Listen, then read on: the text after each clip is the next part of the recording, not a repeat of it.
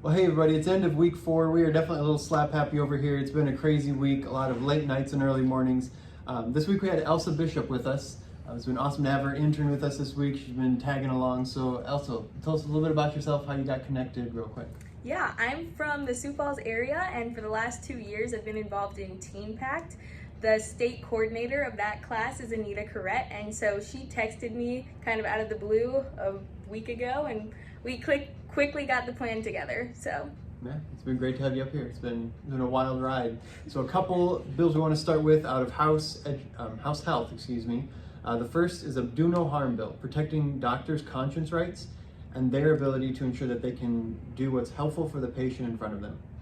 If a doctor believes that something is harmful to the patient in front of them, but maybe corporate policy or corporate office says, no, that's what we do here, they should never be forced to choose between what's good for their patient and what they know the corporate policy maybe says, choosing between their patient and their job. So we're excited to see those conscience protections pass out of committee. They now head to the House floor.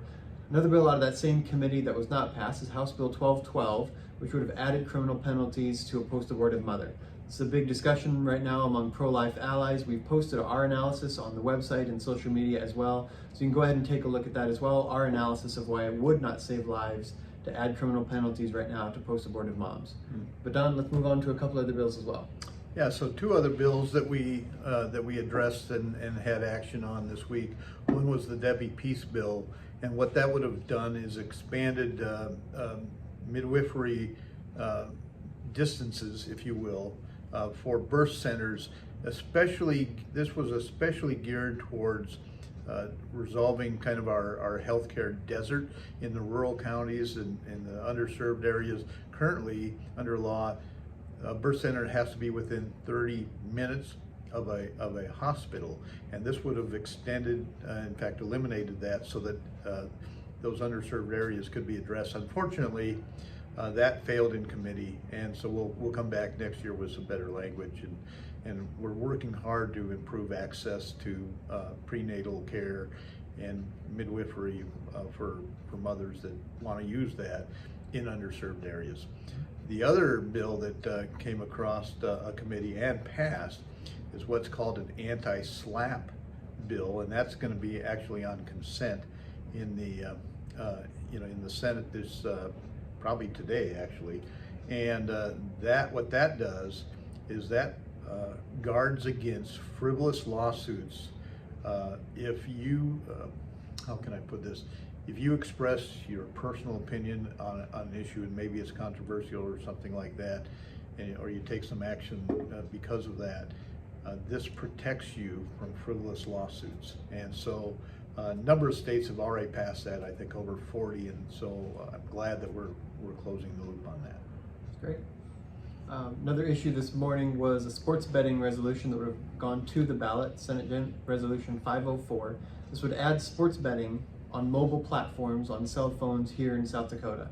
This would have added the state essentially saying we're going to have an interest in that, we're going to have a financial interest, we're going to start taxing it, and the state wants in on that game.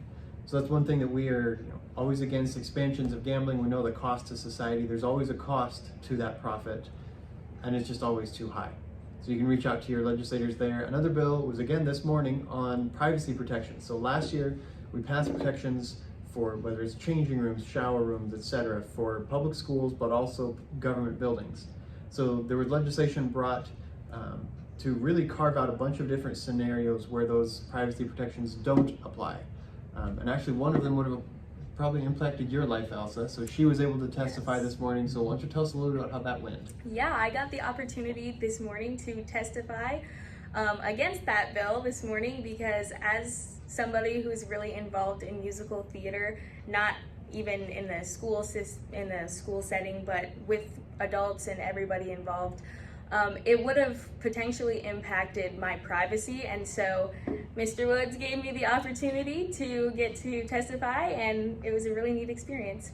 And we were just talking before the video started how impactful it is when citizens come up here, because we tease ourselves all the time that they get bored of people with badges on. Right. They want to hear from real citizens, and so putting a face to the issue is always helpful from citizens back home. Absolutely, and the fact that she did that, I could tell from looking at the committee that they were definitely impacted by what she said. So here's a citizen expressing her concerns about a bill and making a difference, because you can do that too.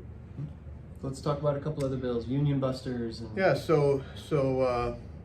one bill that has basically made it through the process, it's gone through both the House committee, the Senate committee, and both chambers, floor chambers, is called Partners in Education. It's been around for, gee whiz, 8 years, I think.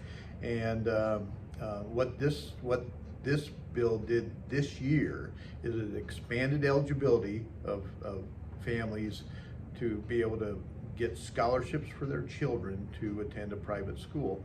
And then it also increased the size of the scholarship to accommodate inflation and so on. And so, great bill, flew through the chambers. It's on the governor's desk, and we look forward to him signing that. Yep.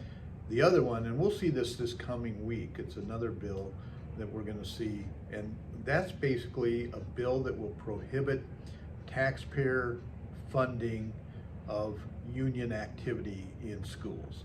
And you may not know that that happens today, that there is union activity, whether it's recruiting, or they can do union business in the school on time. They can take paid time off, that's taxpayer paid time off, to do their activity.